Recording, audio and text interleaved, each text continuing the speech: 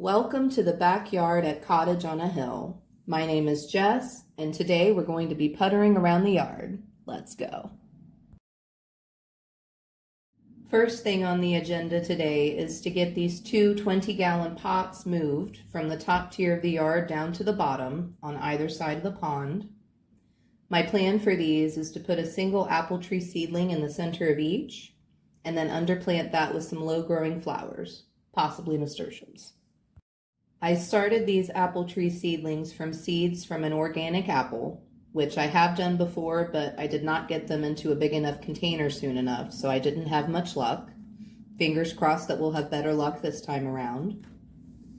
And just to clarify for anyone who might not be aware of this, apples do not grow true to type from seed. So essentially what that means is you could end up with anything when you plant a seed. You could end up with a tree that bears no fruit, small but very bitter fruit, etc. So as long as you're okay with that and you're aware that most likely it's just going to be an ornamental type of tree, I say go for it. And that's exactly what I'm going for here.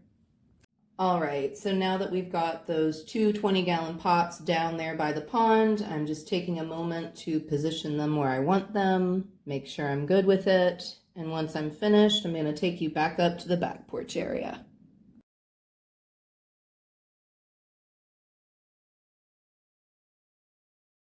Okay, so next task on our list is we need to move all of these hardened off seedlings from the back porch to this area right over here next to my compost tumbler. Here we go. Ah, much better. We needed to make room for the other seedlings that need to come outside to be hardened off, so this is wonderful. Took a few minutes, but we've got them organized neatly next to the composter here. Definitely maxing out that space. Also got a random stack of daylilies sitting there next to the composter. And here are all of my winter sown flowers. We'll get into that at a later time, what the varieties are and all of that. A couple of them didn't sprout, but no worries, we will use them. And here we are in my indoor setup. This is where I start all of my seeds before putting them outside. I had come in to cool off after doing that bit of work out in the yard and figured I might as well show you guys what's going on in here. Here are my pitiful looking tomatoes, guys. Is anyone else having trouble with their tomatoes this year? Ugh. Hopefully they perk up when I put them outside. Anyway, random tray of herbs and peppers here. Some cuttings of rosemary and mint. Coleus, and of course my nasturtium flowers. If you have never grown nasturtiums, I highly recommend them. They have the most unique foliage. It's almost like lily pad leaves, and paired with the bright tropical flowers, I just think they are absolutely gorgeous. All right, now we're swinging over to my seed starting station. Say that 3 times fast. Got these guys on a heat mat, and that's just to aid with germination because I am doing this down in my basement, which stays a little cooler. I get these pots from Amazon. They have these removable lids, as you can see, with vent holes to let out some of that moisture, but keep enough in so your seeds don't dry out. I have noticed a significant increase in my germination rates since beginning to use these, and I will not use anything else at this point. So if that's a plug, that's a plug. I highly suggest you get yourself some. And just a very quick overview of what's going on the other shelves. We've got some calendula sprouting back here, a bunch of lupins, some Canterbury bells.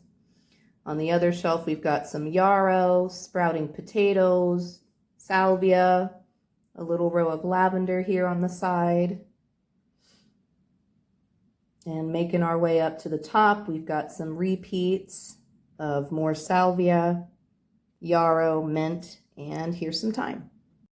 All right, we're cooled off, calm, and collected, and here we are back outside. What I'm doing right now is preparing to transplant some elderberry cuttings that have rooted. To prepare this area, all I did was lay down a piece of woven landscape fabric that had pre-cut holes in it. I secured that in place and let it sit for a couple of weeks. And that's to help smother out any ground cover or grass that may be happening underneath there. And what I'm doing now is using my spade to remove the top layer of sod and dig the holes. I also rough up the bottom of each hole with the edge of my spade, and that's to help those elderberry cutting roots grow a little deeper. I don't know about you guys, but where I'm located, I have pretty heavy clay soil, so this step is imperative anytime I go to plant anything in the ground. I will be backfilling the holes with a mixture of broken up clay and leftover potting soil from a pot where seeds did not sprout over winter.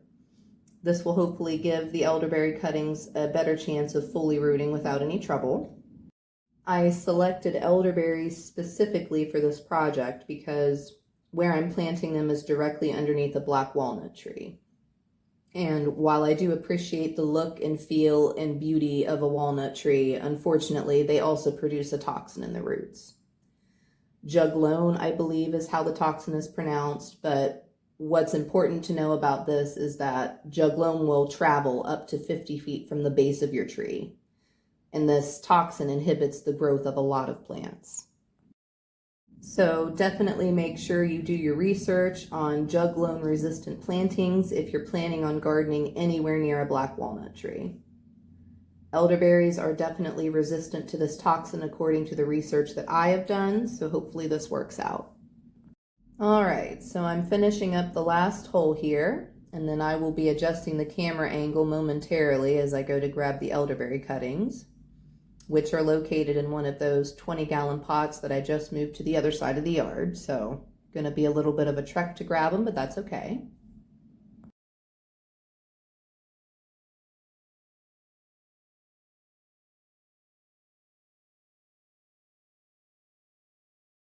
Okay, so camera's adjusted. I just went and fetched one of those empty pots where seeds did not sprout over the winter.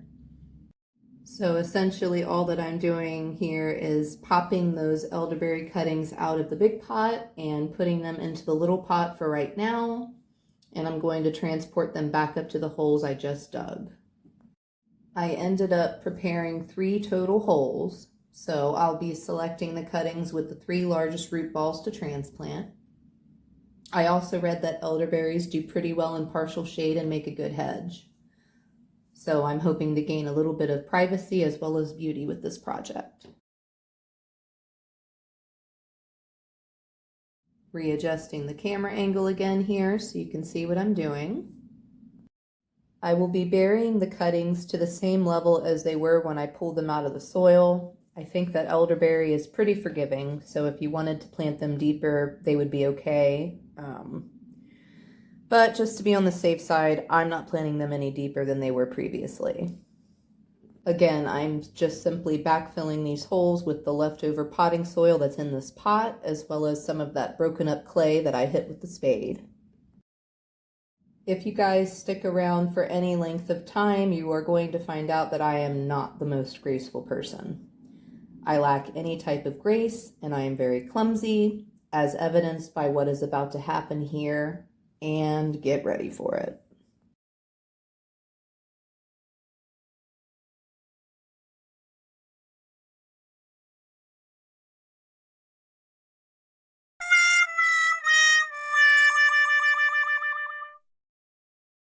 Perfect.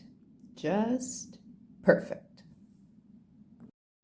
Anyway, now I'm going to finish up that last cutting, get everything secured back down, and eventually I will come over to grab this camera and show you guys what I just did close up.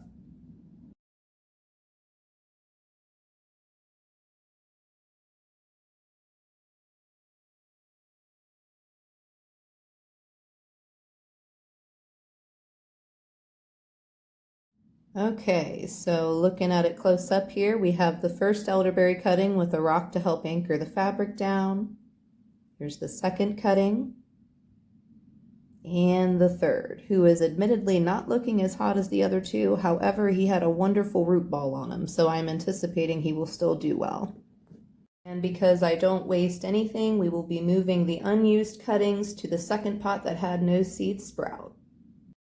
And as you can see, they're looking good. A lot of these had more leaves than the other cuttings. However, their roots were not nearly as established, so that's why they didn't get selected. And here's a shot of the yard because I forgot to change the camera angle. What I'm doing off camera is watering in those elderberry cuttings that I just put in the ground. I just grabbed some additional water, and now I'm going to go transplant the 2 apple tree seedlings I mentioned earlier in the video. Now I do have 4 total seedlings, so I would like to find space for the other 2, possibly further down in the yard, but that remains to be seen. So I'll be keeping those in the same pot for the time being. Hopefully here in the next couple of weeks I can figure out a place to put them. Okay, and after I've finished the planting, I'm going to give them a good water, make sure they both get a good drink. And now that we're all done with that, it's on to the next garden project.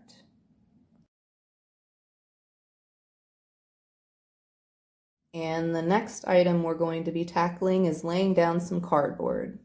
I am a very frugal person by nature. I do not like to spend money, even if it is something that I enjoy doing. So one way that I am able to save money on mulch is by using cardboard.